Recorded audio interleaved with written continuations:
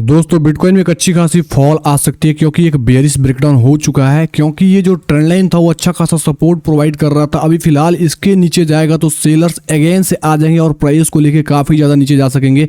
क्योंकि यहाँ पर दिखाएंगे मेरे भाई तो आपको समझ में आएगा, जब भी ऐसा ट्रेंड लाइन बना है वो ट्रेंड लाइन के ब्रेकडाउन के बाद एक अच्छे खासे फॉल आए। अगर यहाँ पर देखेंगे तो अगर इस प्रकार से हम ट्रेंड लाइन एक ड्रॉ करें तो आपको समझ में आएगा कि यहाँ पर ब्रेकडाउन हुआ और यहाँ से यहाँ तक का अच्छा खासा फॉल आ गया। ठीक है, फिर अगर थोड़ा सा हिस्ट्री के अंदर इधर जाएंगे तो आपको समझ में आएगा कि एक ट्रेंड लाइन यहाँ पे बन रही थी और इसके ब्रेकडाउन के बाद देखेंगे तो एक अच्छा खासा फॉल आया। तो ओवरऑल अगर यहाँ से ब्रेकडाउन के बाद फॉल देखी जाए तो लगभग यहाँ पे 14% का ड्रॉप यानी $10,200 का दोस्तों यहाँ पे फॉल आया ट्रेंड लाइन के ब्रेकडाउन के बाद। अगर यहाँ पर देखेंगे तो आफ्टर ब्रेकडाउन जो फॉल आया वो लगभग बताऊँ तो 7% के आसपास फॉल है, जो $4,831 होता है।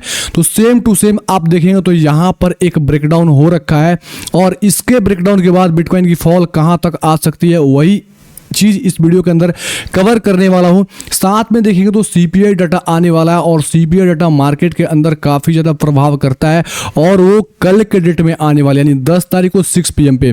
तो सीपीआई डाटा देखेंगे तो जो फोरकास्ट हुआ है 3.4, अगर 3 आता है 4 आता है या 3.4 से ज़्यादा आता है तो मार्केट के अंदर डंप काफ़ी ज़्यादा चांसेस हो जाते हैं। तो इस डाटा को भी आपको ध्यान में रखना है।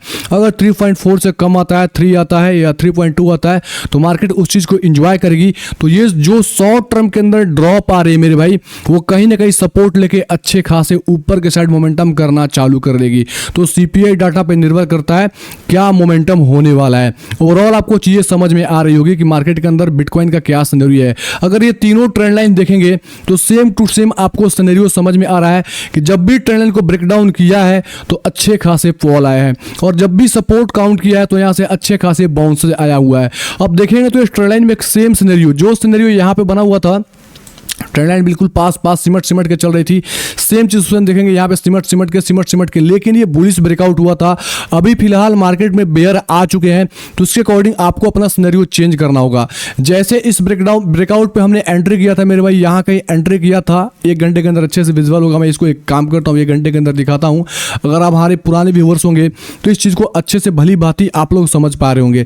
जैसे इस ब्रेकआउट पे हमने एक लॉन्ग किया था और हमारी लॉन्ग अच्छी खासी पोजीशन के अंदर चल रही थी और यहां तक अच्छे खासे दोस्तों मोमेंटम दी है।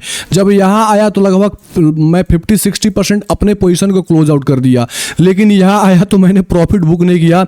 जो रिमेनिंग मेरा 40% था उसका स्टॉप लॉसेस यहां था जो ऑलरेडी देखेंगे तो ये हिट कर चुका है मार्केट, मतलब ये स्ट्रेट से मैं क्लोज आउट हो चुका हूं। जो 60% के अंदर था उसके अंदर प्रॉफिट था, 40% था उसका एसएल मेरा कट चुका है। तो अब क्या करना है, क्या सोच रहा हूं उसके ऊपर बात करने वाला हूं। तो ओवरऑल डेली के अंदर चलेंगे तो डेली के अंदर सिनेरियो हमको समझ में आएगा। तो डेली के अंदर हमको ये समझ में आ रहा है कि अच्छा खासा यहाँ पर सिमेट्रिकल जो ट्रायंगल था उसका ब्रेकडाउन हुआ था। अभी ब्रेकडाउन होने के बाद ये नीचे आ रखा है। ठीक है, तो जाहिर सी बात है यहाँ पे क्या होगा, ये एक फेक आउट हो जाता है इस केस में। ठीक है, जब फेक आउट होता है तो प्राइस के अंदर ड्रॉप आती है। अब इसका मतलब ये नहीं जो ड्रॉप आ रही थी एक अच्छी खासी ड्रॉप आएगी और एक अच्छा खासा आपको टारगेट देगा या बहुत बड़ी डिप आने वाली है। नहीं भाई, इस ड्रॉप को आपको अपॉर्चुनिटी की तरह देखना है। ठीक है, क्योंकि हेल्विंग के पहले बिटकॉइन के अंदर जो वोलेटिलिटी होती है इसमें जो कमजोर दिल वाले होते हैं वो पहले ही मार्केट से निकल जाते हैं, लेकिन जो स्ट्रॉन्ग दिल वाले होते हैं उस मार्केट को एंजॉय करते हैं और लॉन्ग टर्म के लिए सोचते हैं। क्योंकि मार्केट जस्ट ये 2-4 दिन का नहीं है मेरे भाई, लॉन्ग टर्म के लिए। तो एक अच्छा खासा सपोर्ट निकल जाता है 62,400। ये मेरा लास्ट चांस यही है कि बिटकॉइन ज्यादा कुछ होगा तो आपको यहां तक देखने को मिल सकता है। तो आपको जस्ट एंट्री करना है। सेल के बारे में तो आपको बिल्कुल नहीं सोचना क्योंकि ये ड्रॉप हो रहा है।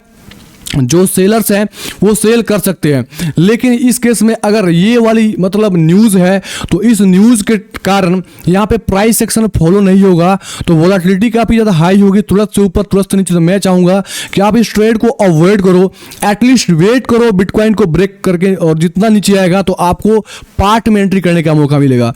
बेरिश होने के कारण एक और भी है मेरे भाई कि ये जो रेजिस्टेंस था, ठीक है, इस रेजिस्टेंस के पास बिटकॉइन की प्राइस आ चुकी है, जो इसको ब्रेकआउट करके अच्छा खासा यहाँ से ओवरऑल देखोगे, अगर मैं इस प्रकार से ड्रॉ करके देखूं तो लगभग 6%, 6.69% का मोमेंटम दिया था और वहीं तक आ चुका है। और जो यहाँ पर लो लगाया था बिटकॉइन, इस लो मेरा स्टॉप लॉसेस यही था, मैंने काफी सोच समझ के स्टॉप लॉसेस डाला था क्योंकि मुझे ये वाला सपोर्ट भी दिख रहा था। तो मेरा चांस था कि यहाँ से बिटकॉइन पुल बैक लेके साथ में इस ट्रेंड लाइन को होल्ड करके ऊपर जाएगी, तो यहाँ से अच्छा खासा टारगेट मिलेगा। अगर नहीं जाएगी तो मेरा स्टॉप लॉसेस कट जाएगा, तो सेल चढ़ जाएगा। तो वही सिनेरियो चेंज हो चुका है, जिसके वजह से मेरा मार्केट का मूड चेंज हो चुका है। तो चांसेस आज वेरी आई कि इस सपोर्ट को ये ब्रेक डाउन कर दे। ठीक है, जब इस सपोर्ट को ब्रेक डाउन करेगा तो हम ज्यादा कोशिश करेंगे यहां पर अपना एंट्री बिल्ड करना चालू करना है। ठीक है, तो पहली एंट्री हमारी लगभग यहां एंट्री होगी और इसके आसपास आता है बिटकॉइन। मैं क्या करता हूं, एक जोन ड्रॉ करता हूं ताकि जोन वाइज हम एंट्री करेंगे। ठीक है, तो एक हमारा एक बेस्ट सपोर्ट निकल के आता है ये वाला एरिया, इसके पास आती है क्योंकि ये सपोर्ट बनने का कारण भी है मेरे भाई। यहां से देखेंगे तो अच्छे खासे बाउंस है, फिर से सपोर्ट लेके बाउंस है, जब ब्रेक किया तो रेजिस्टेंस लिया, फिर से दोस्तों यहां से आया तो सपोर्ट लिया, फिर से यहीं पर रेजिस्टेंस लिया और इसी को ब्रेक करने के बाद यहां से मोमेंटम आया और यहीं से फिर सपोर्ट लेके दोस्तों डब्ल्यू पैटर्न बना के ये वाला मोमेंटम दिया।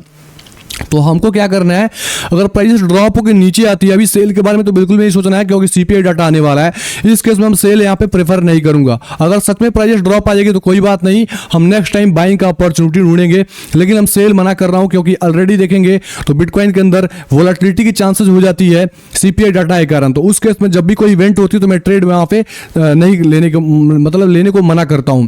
तो उस केस में आपको वेट करना है, ड्रॉप अगर यहाँ आती है तो हम एंट्री करेंगे और साथ में जो सीपीआई का न्यूज होगा 1-2 दिन में डाइजेस्ट हो जाएगा, उसके बाद मार्केट एंजॉय करेगी। तो यहां पर ध्यान रखो, काफी लोग यहां पे जो लोग बाइंग किए हुए हैं ना, इस केस में हो सकता है कि ड्रॉप आ रही है। अगर सीपीआई डाटा जो यहां पे हुआ है, मैं बताना चाहता हूं, यहां पे जैसे 3.4 है, अगर 3.2 या 3.1 आ जाती है तो चांसेस आज वेरी आई कि यहां पर जो ब्रेकडाउन हुआ है, ठीक है, मतलब नीचे का साइड दिखा रहा है, ये ब्रेकआउट करके नीचे का साइड दिखा रहा है, तो चांसेस वेरी कि फिर से इस रेजिस्टेंस को रिक्लेम करके अगर यहां सस्टेन हो जाती है, ध्यान रखो मैं क्या करता हूं, एक जोन ड्रॉ करता हूं ताकि आपको अच्छे समझ में आए, इस लेवल के अब सस्टेन हो जाती है, देन हम फिर से यहां से बाई करके, क्योंकि चांसेस आज वेरी हाई हो जाएगा यहां से कि जो ब्रेकआउट हुआ है यहां पे बायर्स को ट्रैप करा के, उनका स्टॉप लॉसेस हंट करा के और फिर से जैसा रेजिस्टेंस को ये क्लोज आउट करेगी, इसके बाद देन समझेंगे कि रियल बायर्स आ रहे हैं तो हम बाइंग यहां से करने का कोशिश करेंगे। तो दोनों केसेस में समझ में आ गया कि आपको क्या करना है, आपको इवेंट का वेट करना है, उसके बाद से एक पूरा का पूरा प्रॉपर आइडिया लग जाएगा बिटकॉइंस के अंदर, तब हम एंट्री करेंगे। अब अगर बात करें, कुछ अल्टकॉइन काफी ज्यादा हाई तरीके से ब्लीड हो रहे हैं, क्योंकि बिटकॉइन जब अच्छा खासा पंप हो गया और तेजी के साथ डंप होता है तो अल्टकॉइन की ज्यादा मार पड़ती है। देखेंगे तो यहाँ पे 8% के अंदर 11% के अंदर ड्रॉप हो चुका है। यहां पर देखेंगे तो इसके अंदर बताऊं तो लगभग 10% का ड्रॉप हो चुका है, 10.5% का जो टोकन एफआई है, और टोकन एफआई बिल्कुल रेजिस्टेंस प्ले आउट हुआ है और नीचे आ रहा है। तो इस सपोर्ट के पास काफी ज्यादा चांस है कि आपका ऑर्डर फिल हो जाए, तो $1.35 के आसपास एक बेस्ट एंट्री हो जाती है टोकन एफआई की, तो आप यहां पे एक एंट्री कर सकते हो। अगर रियल केस में ड्रॉप होकर यहां आती है तो यहां पे एंट्री कर सकते हो 0.098।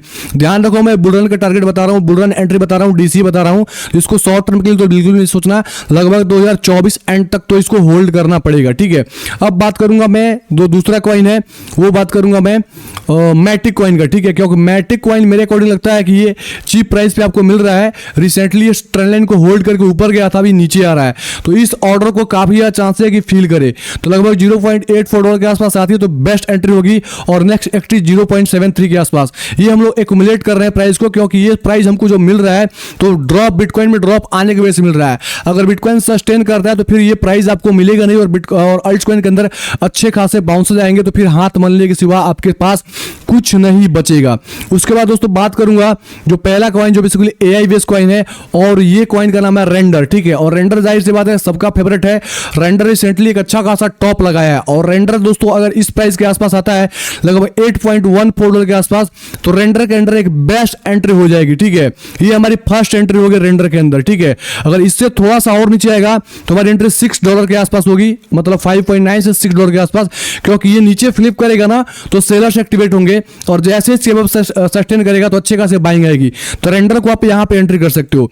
दूसरा दोस्तों कॉइन में बताऊंगा एआई कॉइन है, बेसिकली इसका नाम है जीआरटी, और जीआरटी रिसेंटली देखेंगे तो अच्छी खासी दोस्तों ड्रॉप आ रहा है अच्छे खासे पंप करने के बाद, तो इसको हम दो तरीके से एंट्री करेंगे।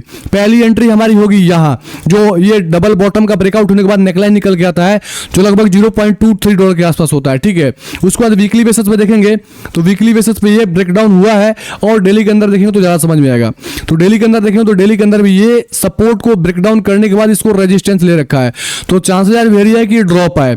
तो ड्रॉप आएगा तो आपको क्या करना है, सबसे पहले तो एंट्री हमारी यहाँ करनी है $2.5 के आसपास, लेकिन उससे पहले ही लगभग 0.27 के आसपास प्राइस आती है तो एंट्री आपको फील करना चालू करना है, क्योंकि वीकली बेसिस पे एक स्ट्रॉन्ग सपोर्ट है और सपोर्ट से पहले भी प्राइस यू टर्न अराउंड कर सकती है। तो आपको हर हालत में एंट्री मिस नहीं करनी है। आपको वीडियो समझ में आ गया, उम्मीद करता हूँ काफी ज्यादा हेल्प किया होगा। कमेंट बॉक्स में कमेंट कर सकते हैं जिस भी कॉइन को आप चाहते हैं एनालिसिस नेक्स्ट वीडियो में करूं। आपको अपने स्टेप से काफी ज्यादा इजी तरीके से बताने का प्रयास किया हूं। आपको सच बोलता हूं कि हेल्प करे, मजा आए, वीडियो समझ आया हो तो कमेंट करके मुझे जरूर से बताएं। ओके, धन्यवाद, take care and bye bye.